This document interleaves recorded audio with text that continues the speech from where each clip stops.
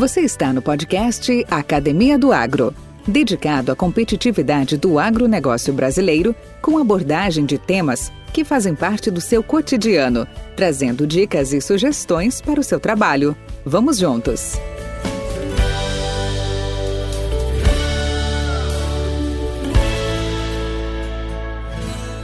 Olá pessoal da Academia do Agro, nossos ouvintes, nossos seguidores.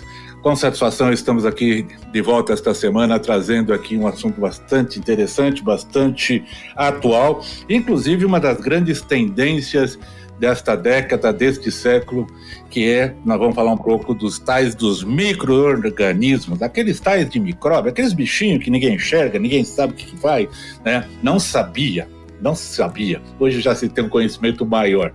E para isso, a gente sabe que tecnologia e pesquisa aplicada ao setor agro tem comprovado que os muitos micro-organismos são essenciais para uma boa saúde dos solos, sanidade e desenvolvimento das plantas, impactando, obviamente, diretamente na produtividade dos cultivos. Por muito tempo, os micro-organismos foram vistos como vilões da agricultura, por serem relacionados com agentes causadores de doença nas plantas, porém, com o passar dos anos e graças aos avanços da tecnologia e das pesquisas focadas no entendimento desses seres microscópicos, essa visão tem mudado drasticamente. Hoje é possível dizer que a maioria dos organismos não causa nenhum tipo de patologia nas plantas. Pelo contrário, proporcionam ainda benefícios para o ecossistema como um todo, do solo ao alimento final produzido. Assim como são importantes para os seres humanos, os micro-organismos também são benéficos com as plantas. Para se ter uma ideia, uma única grama de solo carrega bilhões de micro-organismos que formam associações, em sua maioria, benéficas com as plantas. E, como exemplo, ajudam na captura de nutrientes essenciais, além de combaterem micro e macro-organismos inimigos. As novas tecnologias que hoje temos à disposição, como biologia molecular, como o sequenciamento genético de nova geração, essas usadas apenas há um par de décadas, têm ajudado a identificar milhares desses micro-organismos e desvendar sua função na rizosfera e na parte aérea das plantas. Hoje, os micro-organismos são de vital importância na agricultura.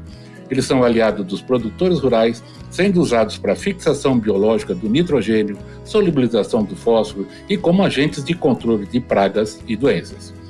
Para explorarmos este assunto, nós vamos conversar com o coordenador técnico da Trade Corp, Fernando Bonafé CI. O Fernando, colega nosso, engenheiro agrônomo, mestre em ciências do solo e doutor em manejo do solo pela Universidade do Estado de Santa Catarina, possui mais de 20 anos de experiência em trabalhos nas áreas de inoculantes e bioinsumos nas culturas de cereais, cana e café, com atuação na área de pesquisa e desenvolvimento de mercado e atendimento técnico comercial. Ele é responsável pelo desenvolvimento de bioinsumos e produtos com função de proteção biológica, controle biológico, promoção de crescimento e solubilização de fósforos. Então, vamos lá conversar com o Fernando. E aí, Fernando, bem-vindo à Academia do Agro. Olá, Valdir, tudo bem? Como é que você está? Para mim é um prazer estar aqui na Academia do Agro, muito prestigiado. Eu acho que fica uma satisfação muito grande a gente poder estar conversando um pouco e trazer as informações aí que, como você falou hoje, são as informações, a tendência aí do mercado atualmente, né? São os biológicos, os bioinsumos, os micro-organismos. Bom, eu já fiz uma mini bio de você, já apresentei o profissional, mas eu quero conhecer um pouco melhor o Fernando. Conta para nós, onde tudo começou? Conta um pouco aí da sua história. Bom, Valdir, eu sou natural de Campinas, São Paulo, sou filho aí de médica veterinária, engenheiro naval, e quando eu estava uns 16 anos, eu fui morar em Santa Catarina e acabei fazendo agronomia em Lages. Isso foi em 99. E interessante que em 2001 eu estava no início do terceiro ano da faculdade, final do segundo, início do terceiro, surgiu uma oportunidade para mim, que foi uma oportunidade de trabalhar na monitoria da disciplina de microbiologia do solo.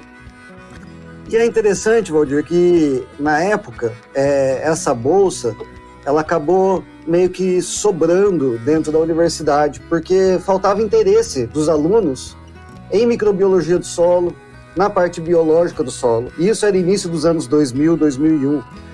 E o grande interesse naquela época era controle de pragas, controle de doenças, controle de ervas daninhas, sempre focando no controle químico e principalmente desenvolvimento do melhoramento vegetal.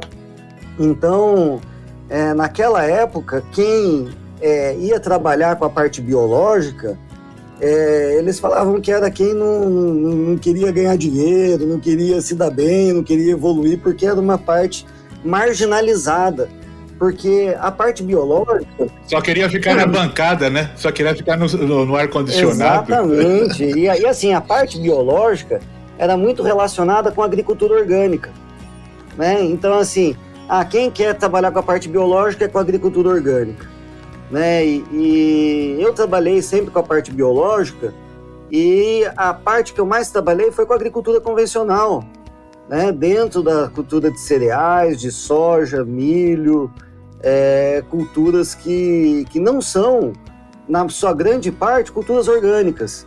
Mas naquela época, e ainda acho que existe esse mito ainda, né, que na verdade foi quebrado, acredito que nos últimos 10 anos, mas de que a parte biológica era marginalizada, era destinada aí a quem queria trabalhar somente com orgânicos. E a gente sabe que não é a realidade, né? E desde então, de 20 anos para cá, as coisas mudaram, né? Eu continuei trabalhando na parte biológica. Depois, passado 10 anos aí, eu acabei entrando no mercado de biológicos em 2010. Saindo então do doutorado, eu entrei numa empresa de produtos biológicos e na época a empresa foi uma das primeiras a vender tricoderma, biofungicidas no mercado. E eu lembro que a gente saía para conversar com os clientes sobre o uso de tricoderma e a gente era mal visto, né? Os clientes não queriam usar o tricoderma, não existia uma credibilidade, né, nesse produto como um biofungicida eficaz, como um potencial de redução de inóculo, de mofo branco, de esclerotínia, que era o principal fator do qual a gente utilizava o produto. Ou seja, era difícil você ter uma penetração, os clientes não aceitavam o uso dos biofungicidas, dos produtos biológicos. E isso a gente está falando de 12 anos atrás. E então a gente vem de um panorama de 20 anos onde a pesquisa, né, quem pesquisava microbiologia era marginalizado. 12 anos atrás, onde quem queria usar biofungicidas, expor essa tecnologia, também não tinha aceitação dos clientes. E hoje a gente vem para um panorama onde o cliente pergunta se você tem o produto e ele quer usar o produto, né? Então a gente vem aí de 20 anos, uma mudança radical, né, na visão do produtor, na visão do mercado, né, na aceitabilidade dos produtos biológicos. Isso mudou. E a gente percebe até que a pesquisa, as universidades, todas têm se voltado para a parte biológica, né, hoje existe um termo né, para designar os produtos biológicos, que eu falo que produtos biológicos nós temos aqueles de fertilidade e os de biocontrole, né? E hoje o termo usado para designar esses produtos é bioinsumos, né? Tá muito aí na moda esse termo, e ele engloba tanto a parte dos inoculantes, promotores de crescimento, micorrizas, solubilizadores, como também os biofungicidas, bionematicidas e bioinseticidas usados aí no mercado. Então, engloba bem essa parte aí toda de produtos biológicos, os bioinsumos, né? Então, hoje a gente percebe que existe uma aceitabilidade muito maior do mercado. Então, eu vejo assim que é uma transformação. Então, você perguntou onde começou de uma forma, né, onde não existia uma valorização desse trabalho, era um trabalho que as pessoas enxergavam de outra forma, e a gente percebe que hoje isso mudou, né? Então a gente fica feliz também com essa mudança, Valdir. Podcast Academia do Agro. Fernando, pegando um gancho na sua bela explanação, hoje, na realidade das propriedades rurais, a conservação e o tratamento do solo tem representado aos agricultores, aos produtores, uma forma de oferecer sustentabilidade e, ao mesmo tempo, produtividade ao processo de produção, tá? Ou seja, esses dois fatores revertendo-se, logicamente, em rentabilidade para a lavoura. Em sua opinião, como é que está esse mercado? Os micro-organismos, os bioinsumos, têm contribuído para isso? Em que dimensão? Qual proporção? Tem números disso? Tem alguma quantificação desse mercado? E quais iniciativas poderiam reforçar ainda mais e contribuir para a difusão dos bioinsumos? Bom, Valdir, essa questão do solo eu acho que é muito interessante. Como eu sempre trabalhei com a parte de solo, a gente tem que ter eu falo assim, que a gente tem que ter sempre uma seguinte visão. Quando a gente não está com a planta de soja, quanto planta de milho, trigo, algodão, em cima do solo, o que a gente tem? A gente tem o solo. Entre a safra, o que a gente tem? A gente tem o solo. Né? Os micro-organismos, tanto os fitopatogênicos quanto os benéficos, eles estão sobrevivendo aonde? No solo, na palhada. Né? Então, o solo, ele é o alicerce da produção. Ele é onde a sua produção se constrói. Né? Então, se você vai construir, né, uma edificação na areia, ela vai afundar. Se você construir ela em cima de uma base sólida, ela vai ficar de pé, ela vai se erguer de forma sólida. Então, o solo, ele é a base, né, da nossa produção. Né? E o equilíbrio do solo, ele é a base para a gente conseguir ter o crescimento da nossa produtividade e a sustentabilidade. Então, a gente começa para ter um solo equilibrado fisicamente, né? Então, não ter compactação, ter uma aeração adequada. Depois a gente pensa na parte química do solo. Primeira coisa, você tem que ter um pH adequado, em torno de 5,5 ou superior. Por quê? Abaixo de 5,5 você tem no solo brasileiro alumínio tóxico, trocável. Isso é prejudicial para os micro-organismos, prejudicial para a planta. Então tem um equilíbrio químico no cálcio, magnésio, potássio, fósforo e outros nutrientes. Né? Então isso é o básico. Aí depois desse básico a gente vem para o quê? Para a parte biológica, que é o quê? Agregar matéria orgânica no solo. Né? Então você tem que ter um sistema conservacionista, onde você mantém palhada. E essa palhada, o sistema conservacionista não é só fazer o plantio direto, mas é fazer a rotação de culturas, não só a sucessão de culturas, de forma a introduzir palhadas novas com teores diferentes de carbono e nitrogênio, né, para que essa palhada ela possa, junto com a sua degradação, trazer a vida para o solo. Então, os micro-organismos que estão no solo, eles sobrevivem do quê? A principal fonte de vida dos micro-organismos do solo é a matéria orgânica. Né? Então, o que nós temos que colocar? Adicionar matéria orgânica, né, para que esses micro-organismos tenham alimento e consigam se sustentar. Então, o solo é a base da produção e é a base da sustentabilidade.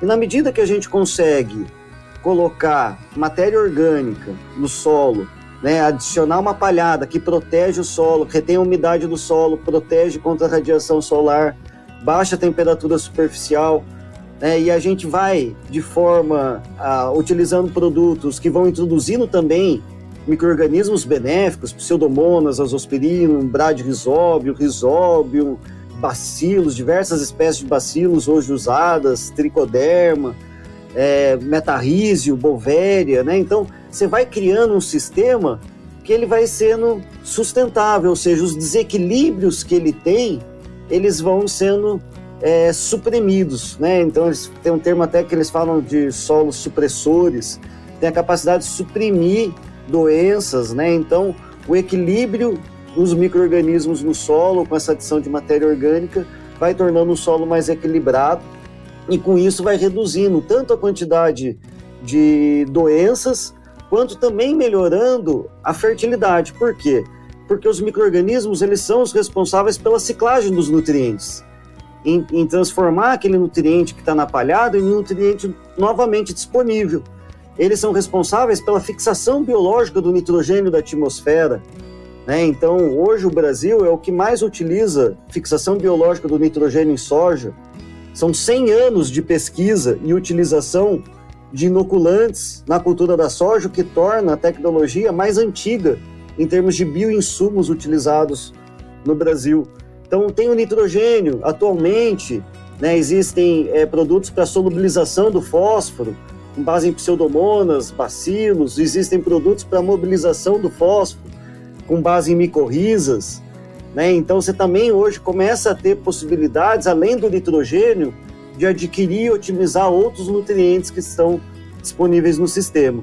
Então, os micro-organismos, eles são a engrenagem que move toda a ciclagem de nutrientes para as plantas, né? E, além disso, o que a gente tem observado é que a relação entre plantas e micro-organismos é muito maior do que a gente imaginava. Então, metabólitos de micro-organismos são capazes de promover estímulos nas plantas, né? Os micro-organismos em contato com as plantas são capazes de promover o crescimento, promover estímulos na planta que ela não teria sem esse contato. Então, a planta, quando ela está em simbiose com o micro-organismo, ela acaba tendo um efeito que a gente chama de promotor de crescimento. Ou seja, ela acaba tendo um crescimento além daquele benefício do nitrogênio, do fósforo aportado na planta, né? Benefícios também de indução de resistência, tornando a planta mais resistente, tanto a doenças, quanto também a fatores que a gente não consegue controlar, né? Que são os fatores abióticos. A gente não consegue controlar a seca, a gente não consegue controlar o excesso de temperatura ou a falta de luminosidade. E hoje a gente já vê que tem micro-organismos para ajudar na questão de seca, para tornar a planta mais resistente a condições de estresse salino. Então a gente acaba vendo que a relação entre o micro-organismo e a planta também vai muito além do que a gente pensava de somente o nutriente, né, ou somente o controle direto. Existem outras relações, né, que estimulam a planta e fazem com que ela tenha uma promoção de crescimento e vá além daquele efeito da nutrição que a gente observa. Esse podcast faz parte da rede Agrocast, a primeira e maior rede de podcasts do agro do Brasil. Acesse www.redeagrocast.com.br. Podcast Academia do Agro. Fernando, de modo geral, é lógico que é um número, alguns chamam de chute, né? Mas eu sei que é percepção, né? Nesse nível de percepção, que paralelo você faz em termos de adoção desse tipo de tecnologias do bioinsumos de 20 anos atrás para hoje, em relação ao mercado brasileiro? Eu estou falando, logicamente, os produtores, os agricultores, né, em si. Olha, qual é a sua percepção? A minha percepção é que o mercado ele cresceu de forma vertiginosa, né? Então, assim, a gente tem crescimentos da ordem de 25% a 50% ao ano, com adoção, com adoção principalmente da parte de controle biológico de plantas, né? Então, ele realmente tem crescido muito. O que a gente tem que entender é que antes eram poucos produtores e esse número ele cresceu aí de forma exponencial. Porém, o mercado, se a gente olha ele como um todo, ele ainda é pequeno. Ainda tem muito para crescer.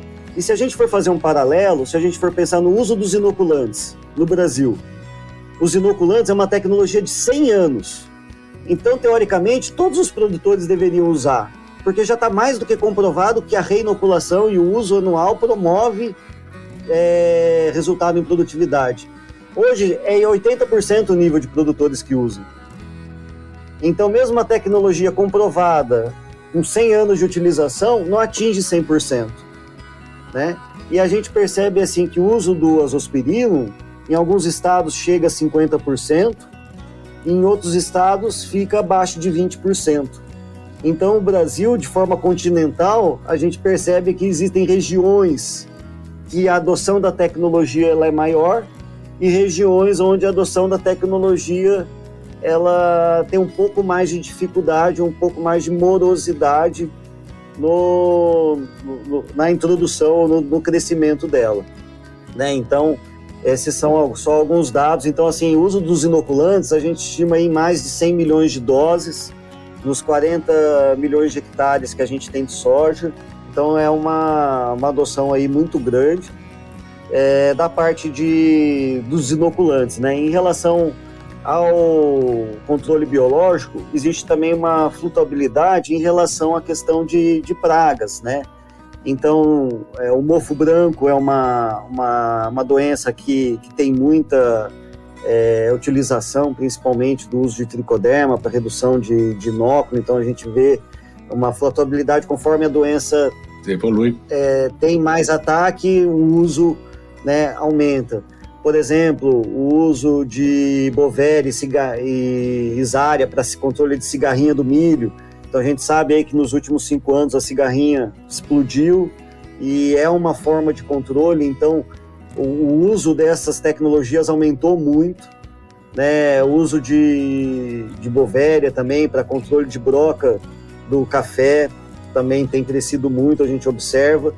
Então a gente tem visto essas questões assim de flutuabilidade, mas um crescente muito grande da adoção dessas tecnologias. E o que o produtor também ele tem que entender é que essas tecnologias elas têm que ser adotadas dentro do sistema de trabalho dele, né? Então assim, você tem um problema, uma doença que é o mofo branco. Será que eu vou usar o biofungicida somente na cultura da soja ou na cultura que vem entre a soja eu também vou utilizar? No sistema de produção agrícola, introduzir esses micro-organismos, para ter o sentido de que o ambiente dele, conforme ele vai introduzindo, vai se tornando um ambiente mais equilibrado, com uma redução de inóculo da doença, né, com uma disponibilidade de nutrientes maior. Então, ter esse entendimento que o uso não é só no momento que está ocorrendo o problema que você quer solucionar. E, na verdade, o biológico, ele tem que ser tratado sempre de forma preventiva. Raramente ele é curativo, né? Então, assim, raramente você usa o biológico para curar uma doença que já está instalada ou uma praga que já passou de um nível de controle do biológico. Normalmente o biológico você usa ele de forma preventiva, né? Então, se estamos falando de uma praga, o nível de controle é bem inicial.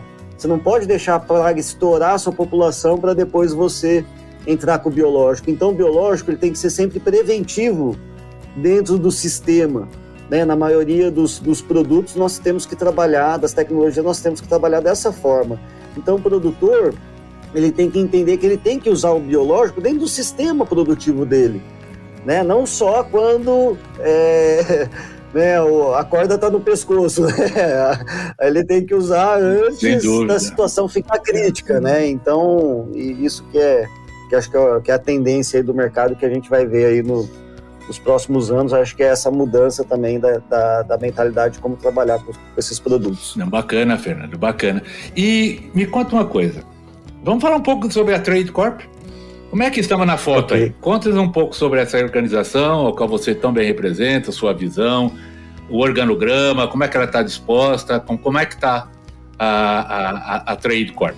Hoje a Trade Corp é uma empresa do Grupo Rovensa, né? Então o Grupo Rovensa hoje ele está atuante em mais de 60 países. Ele é um grupo que engloba diversas empresas aí do mercado. Aqui no Brasil eu vim da microquímica, então desde 2015 eu trabalho na microquímica. Em 2019 então houve a compra da microquímica pela Trade Corp.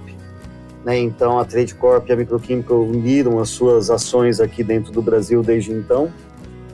E é uma empresa que ela tem investido muito, principalmente na área de biosoluções, nessa área de bioinsumos.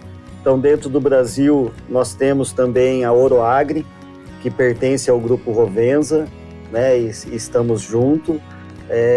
Existe também um braço, que é um braço químico, que hoje a atuação no Brasil vem da empresa Asenza, né? Então hoje todos nós estamos localizados no escritório em Hortolândia, onde tem também nosso laboratório de biosoluções, um laboratório de pesquisa global. E hoje, situado no Brasil, nós temos uma fábrica em Arapongas, que é a fábrica da Oroagri, e a fábrica em Montemor, que é a antiga fábrica da Microquímica, onde nós produzimos toda a parte de biológicos e a parte de fertilizantes e biofertilizantes. Nós também temos aqui dentro do Brasil a Idai Nature, que é um braço que trabalha somente com a parte de controle biológico, né? E nós estamos vindo forte nesse sentido. E então é um grupo que ele, junto dessas operações, hoje nós estamos entre os maiores grupos aí de biosoluções no mundo, né? Então a ideia realmente é ter um crescimento grande nesta área. A gente tem hoje, só para você ver em termos de inoculantes, nós produzimos essa safra mais de 20 milhões de doses, e para a próxima safra a ideia aí é ultrapassar as 30 milhões de doses de inoculantes. Então é um mercado aí que a gente vê que é um mercado crescente. A empresa ela tem alguns carros-chefes dentro da parte biológica, que é o Vorax, que foi o primeiro biofertilizante lançado no Brasil, um produto aí que ele quebra vários paradigmas, porque ele vem com uma dosagem muito baixa e um efeito sistêmico de estímulo em rotas do metabolismo da planta. Então, um produto muito interessante. Esse ano nós lançamos o Fosap, que é um micro-organismo, um inoculante à base do micro-organismo Pseudomonas fluorescens para a solubilização do fósforo do solo. Então, nós comprovamos resultados aí que chegaram a 5 a 8 sacos de incremento de produtividade e um retorno também na otimização da adubação fosfatada. Então a gente sabe que a gente vive um momento de crise, né, Valdir? Principalmente em função da pandemia, que mudou o cenário agrícola, mudou a questão das commodities, né? A soja saiu do 80, foi para 160, então, né, as coisas mudaram, né? E a guerra com a Ucrânia também mudou, não só a questão de fertilizante, mas também a questão de demanda de alimentos, né? Eu acho que isso traz uma importância para o Brasil, fortalece o trigo, né? E essas mudanças a gente percebe aí que o produtor ele tem buscado alternativas. Então a solubilização do fósforo é uma alternativa. A otimização do fósforo que está indisponível no solo, que a gente sabe que no nosso solo tem muito fósforo absorvido, né, indisponível. Se a gente conseguir disponibilizar esse fósforo e otimizar o que a gente está jogando, é um benefício para o produtor e é um benefício para o ambiente também, né, para o meio ambiente. Então o Fosap que é esse produto aí que também esse ano a gente lançou no mercado. Queria fazer 2 comentários na sua explanação recente. Uma é essa das mudanças, né? Toda mudança gera dores, né? E as dores ensinam a gemer.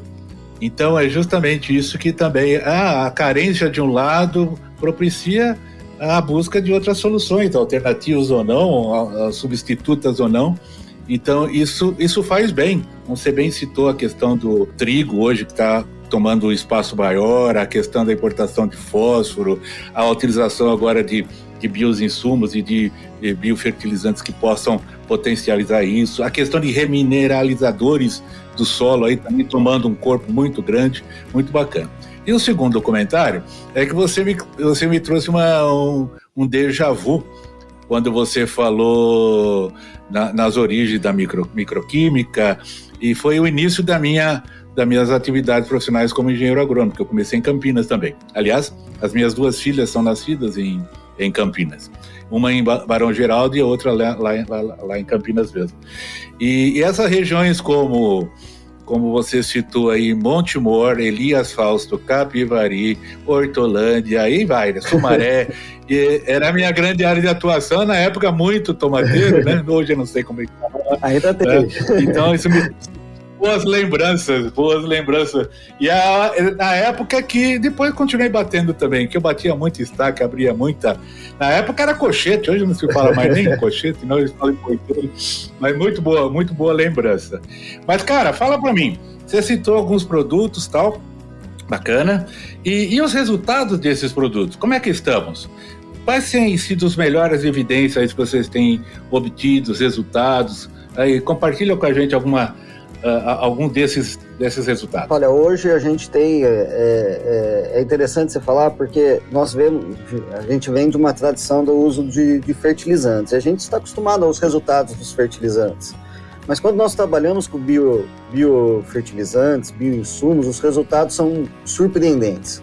Né? Então, a gente tem resultados surpreendentes com o uso de extratos de algas, com o uso de ácidos úmicos e fúlvicos, com o uso de novas tecnologias que envolvem metabólitos de micro-organismos. Mas agora falando dos produtos que hoje a gente mais tem trabalhado, o que para mim é um produto fantástico é o azospirilo. Então o azospirilo, a gente tem resultados fantásticos do uso dele em diversas culturas. Então ele começou lá no milho, resultados de 9%, 10% de incremento no milho. Depois a gente veio aí para a cultura da soja. Da cultura da soja a gente mostrou um incremento aí no mínimo de 8% na produtividade, ele aportando nitrogênio, promovendo o crescimento na cultura da soja. E a gente tem resultados, por exemplo, em culturas como cana, de resultados acima de 20 toneladas de cana com o uso do azospirilo. E o azospirilo também ele tem se mostrado um micro-organismo muito versátil, no sentido de que esses resultados, alguns deles nós temos obtidos também com a forma de aplicação foliar. Então, além da aplicação, seria na verdade não a aplicação, mas a inoculação via foliar. Você fazendo a inoculação via foliar, a planta acaba tendo uma promoção de crescimento. Interessante. E sendo uma alternativa na forma de aplicação. Então, o azospirilo é um dos micro-organismos, na minha opinião, que hoje a gente percebe que o estado do Mato Grosso, em soja, já se fala em 50% de adoção, e a gente percebe que é uma tecnologia que veio realmente para ficar. Quem não usa, com certeza vai... Marcando o passo. Exatamente, porque assim, é uma tecnologia que a Embrapa comprovou em 2009 para o milho, em 2014 para soja e feijão, para o milho e trigo em 2009. A Argentina usa desde 99 produtos comerciais com azospirilo. Então hoje, em 2022, quem não usa, com certeza está deixando aí de obter um grande benefício. Nós temos também alguns trabalhos muito interessantes com um produto que chama-se Sinflex, que é um protetor biológico. Então você imagina que todos esses produtos biológicos eles precisam chegar vivos. Se eles não chegarem vivos no alvo, que é o solo, que é a planta, que é a semente, você acaba tendo uma falta de eficiência dele. E hoje nós temos aí um produto que é um protetor biológico que consegue aí otimizar a sobrevivência do micro-organismo nas condições adversas, nas misturas, e trazer um benefício. Em soja a gente já teve aí resultados aí de 8 a 10 sacos, com o uso desse produto aí no tratamento de semente no momento do plantio, e a possibilidade de fazer um tratamento antecipado também de 7 a 10 dias com o protetor biológico na fazenda. Então também é uma alternativa aí. O Vorax, como eu comentei, é um produto fantástico. A gente tem resultados aí em mais de 20 culturas. Em soja, a média de resultados dele é de 5 sacos por hectare. E é um produto que a gente trabalha com doses de 30 a 50 ml por aplicação. Então, existem até alguns pesquisadores que falaram que quando chegou esse produto na mão deles, eles duvidaram da resposta. Acharam que a dose estava errada. E depois eles foram trabalhando e viram que a dose realmente é essa. Então, quando a gente fala de biofertilizante, bioestimulantes, a gente tem que esquecer a noção de quantidade. Porque sempre que a gente fala em fertilizante, o que a gente pensa? Quantas toneladas, quantos quilos, quanto que eu tenho que jogar? É quantidade. E quando a gente pensa em biofertilizante, bioestimulante, não é quantidade, é a dose certa para estimular o efeito correto. E é interessante que quando a gente joga a dose excessiva, o resultado não vem. A planta atrofia, ela estimula demais, ela para de crescer. Então, assim, é interessante que os produtos biológicos, eles também têm esse ponto ótimo. O azospirilo, você não pode aplicar uma dose excessiva. porque você acaba estimulando demais a planta e a resposta não vem. Bem legal. Então são produtos muito interessantes. E o último que eu citaria entre as novidades que a gente tem trabalhado foi o Fosap, que é a base de solubilizador de fósforo, a Pseudomonas florense, e esse produto tem uma novidade, que ele foi o primeiro a ser registrado para aplicação foliar. Então essa modalidade que eu comentei com você, que a gente hoje tem avaliado no azospirino, a gente já conseguiu registrar para Pseudomonas. Então esse é um produto que veio com essa inovação, e nós já temos os trabalhos aí em outras culturas. Ele está registrado para soja, nós temos os trabalhos aí em milho, feijão, pastagens, com resultados muito positivos, né, que vão vir aí na sequência da extensão do uso do registro desse produto. Então são essas tecnologias aí que eu acho que são as mais evidentes aí, que tem trazido as melhores respostas hoje no campo. Podcast Academia do Agro. E me fala uma coisa, e quais são no seu ponto de vista, as suas orientações hoje em termos de melhores práticas e principalmente cuidados na utilização de insumos biológicos? Por que isso? Que você mesmo citou há pouco. Hoje já não se fala mais toneladas por hectare, nem quilos por hectare. Hoje nós falamos já quanto que nós vamos usar por metro quadrado, tal o nível de eficiência, seja pelo nível tecnológico, seja pelo georreferenciamento, sensoriamento remoto, aquela coisa toda. Hoje é planta a planta. E os insumos biológicos vêm muito também nesse sentido. Mas quais seriam os cuidados e melhores práticas para a boa utilização desses insumos? Bom, Valdir, é sempre importante a gente entender que o insumo biológico é um insumo vivo, né? E ele, para fazer o efeito, né? Então, assim, para a bovéria conseguir colonizar a broca, ela precisa entrar em contato com a broca e precisa estar viva. Para o bradyrhizome conseguir colonizar a raiz da soja e formar um nódulo, ele precisa estar vivo no momento que a planta emite a raiz e ele entra em contato com o pelo radicular. Então, se o micro-organismo não estiver vivo, né, não vai ter eficiência. Então, primeira coisa é você ter um produto vivo, né, um micro-organismo vivo dentro do seu produto que você vai aplicar.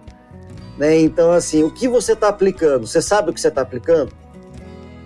Né? Se você produziu isso, você analisou? Se você comprou, você tem a garantia da empresa de que está vivo? A outra coisa, até esse momento da aplicação, o que você fez para manter vivo esse produto? Você armazenou ele de forma correta? Você armazenou ele numa temperatura adequada? Né? Você transportou ele de forma correta? Né? Ou você transportou ele debaixo do sol durante um período excessivo? Então, assim, a gente tem que certificar de que desde que o produto foi adquirido, né, você sabe que o produto, quando foi adquirido, estava na condição boa, então o seu fornecedor tem que te garantir isso, e você tomar os cuidados até o momento da aplicação. Né? Então, até aquele momento, eu tomei os cuidados para que não esteja excesso de radiação solar, excesso de temperatura, ou, né, a primeira coisa que a hora que eu pego um produto, qual a recomendação de armazenamento? Eu leio a recomendação de armazenamento do produto, eu devo refrigerar, devo deixar em temperatura ambiente, se eu for refrigerar eu posso congelar, ou eu posso deixar em temperatura de geladeira ou deixar em temperatura de ar-condicionado. Porque cada micro-organismo pode ter uma temperatura ótima para ser armazenado, e isso tem que estar dentro do rótulo da caixa do produto que você está adquirindo. Então, a primeira coisa, o produto é bom, está vivo, está aqui, o que eu vou aplicar, beleza. Aí depois, na hora de você fazer a aplicação, você vai fazer essa aplicação do produto isolado ou você vai usar um químico junto? Então, isso você vai ter que avaliar. Então, se eu vou aplicar um produto químico, esse produto químico ele é compatível com o biológico ou ele não é compatível com o biológico? Então, isso eu também tenho que avaliar. Então, uma das coisas que eu sempre recomendo é o produtor preparar a calda com todos os produtos químicos, fertilizantes que ele vai usar na aplicação, preencher o máximo de água que ele conseguir dentro do tanque e, por último, adicionar o biológico. né? Porque daí o biológico ele vai ter dentro dessa calda uma concentração dos outros ativos menor. Diluídos. Eu falo, quando eu tento explicar isso, eu falo, Valdir, que é você pegar uma colher de sal e colocar num copo d'água. Você não consegue tomar. Agora, se você pegar essa colher de sal, colocar em 10 litros de água e depois tentar tomar, você não vai gostar, mas você vai tomar. Vai ser, então, assim, a diferença do veneno pro remédio é a dose, não é? Não tinha. Então, verdade. Assim, se a gente consegue diluir, né, esses fatores, com certeza o micro-organismo vai ter uma compatibilidade maior. Né? E lembrando que o sal, né, ele promove desidratação do micro-organismo. Então, tudo que é de sal e está disponível como sal, vai prejudicar o micro-organismo. Então, assim, se você pega um produto, um herbicida, e dilui o biológico direto no herbicida, o efeito é um. Se você dilui o herbicida na água e depois coloca o biológico, o efeito é outro. Né? E a outra coisa é que essa mistura, ela deve ser feita e aplicada. Ela não deve ser feita e deixada durante muito tempo para aplicação. O ideal é que entre 2 a 4 horas após a mistura ser feita, você já tenha feito a aplicação do produto. Né? Então, esse tempo entre fazer a calda e a aplicação, ela é fundamental aí para você ter uma eficiência maior, né, nos biológicos, pro produto realmente chegar vivo. Outra coisa é você saber o seu alvo, né? Então, assim, se eu vou trabalhar para controle de mosca branca, eu sei que a ninfa está na face inferior da folha, na folha do bacheiro, e eu vou entrar com volume ultra baixo de água na calda, eu não vou atingir meu alvo. Né? Então, eu também tenho que ter essa noção, onde que está meu alvo? Então, direcionar minha aplicação para o alvo que eu vou estar aplicando. Né? E é óbvio que se você puder aplicar final da tarde, antes de chuvas, assim, em momentos de umidade maior, você sempre vai favorecer o micro-organismo. Se você fizer uma aplicação durante os períodos mais quentes, com alta radiação solar, com volume ultra baixo, tudo isso são fatores que vão prejudicar. Então, basicamente, o que favorece uma boa aplicação favorece também uma boa eficiência no uso do micro-organismo, né? Então, são vários fatores que a gente tem que lembrar, mas acho que esses são os principais. Lembrar que o micro-organismo ele é vivo, ele é tão vivo quanto uma semente. Qual o cuidado que o produtor dá para a semente? Ele tem que dar o mesmo cuidado do biológico. E eu complemento o seguinte: se o produtor tiver ainda alguma dúvida como fazer isso, qualquer senão, consulte um agrônomo, né? Consulte um técnico, consulte a empresa, leia a bula, passa as prerrogativas. Fernando, chegando aqui no nosso finalmente, uma satisfação muito grande, essas orientações, é uma verdadeira aula que nós tivemos aqui com o Fernando. E um conselho aqui para os nossos colegas ouvintes, os nossos amigos do agro. Bom, o conselho é que a gente está vivendo uma revolução, né?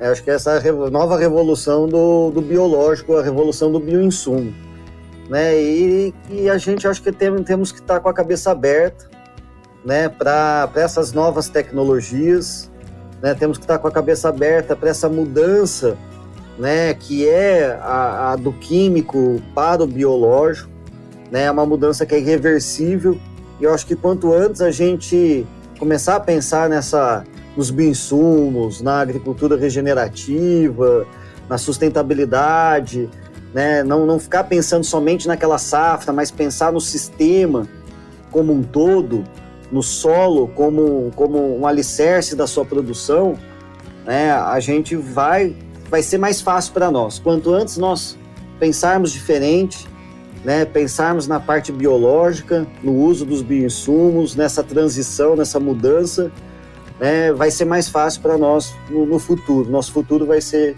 facilitado. Então, a dica nossa é pense no seu sistema produtivo, né, tenha a cabeça aberta para essa nova revolução que a gente está passando, que é a revolução aí dos bioinsumos na agricultura brasileira. Fernando, obrigado pela sua presença. Essa aqui é uma arena aberta, sempre à disposição de vocês para trazer essas informações úteis, conteúdo denso, realmente bastante positiva, benéfica para todos aqueles que estão nos ouvindo.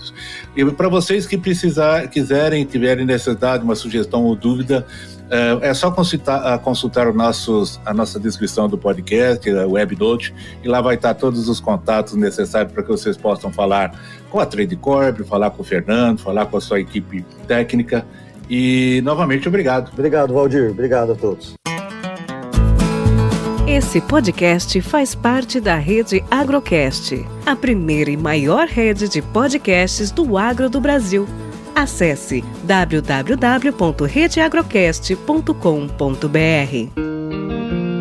Nutriceller Soluções Nutricionais, a linha mais completa de fertilizantes convencionais para o país, composta por macro e micronutrientes e também aditivos para aplicação via solo e folha, gerando assim maior produtividade, qualidade e praticidade ao agricultor. Nutriceller, soluções nutricionais inteligentes e eficientes, sempre atenta às necessidades dos agricultores. Com temas expressivos e dinâmicos, esse intercâmbio semanal visa oferecer um melhor desenvolvimento em suas habilidades profissionais e nas atividades e práticas do seu cotidiano. Somos da Academia do Agro, o podcast para todos aqueles apaixonados pelo agronegócio. Te aguardamos no próximo episódio. Até lá!